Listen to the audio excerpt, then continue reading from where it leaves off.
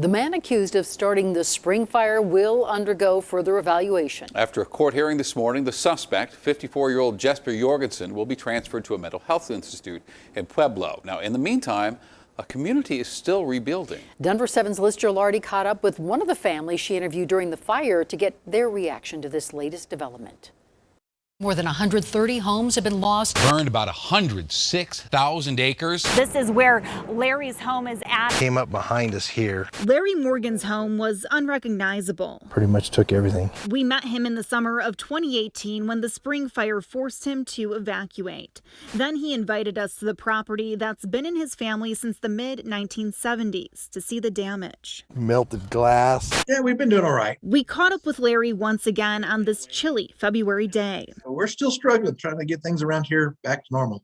So it's taking some time. Costilla County Sheriff's Office says this man, 52-year-old Jesper Jorgensen, started the spring fire. Years later, the man accused of starting the fire that claimed his home and about 130 others is still facing charges of felony arson. Jesper Jorgensen's mental competency is being called into question. A judge previously raised the possibility of dismissing charges, then he decided to hold off, saying, "I don't know if he's a danger outside his current custodial situation." I never really even stayed up with what's going on. We just hear bits and pieces, you know. Larry said he doesn't have any ill will toward the suspect. What bothers him the most, Jorgensen, a Denmark native, overstayed his visa and was not supposed to be in the U.S. And he didn't intend. He didn't intend to burn our house down. It was an accident, I think, and his Mother Nature took over and did her wrath, and that's what we got to deal with. He's been more focused on rebuilding than keeping up with the case. He built a new house in the same spot where his family's home burned down. In my mind, I guess I don't have another choice. Larry says some people didn't rebuild, and the community has changed, but he decided to move on with his life, even though the case is still pending.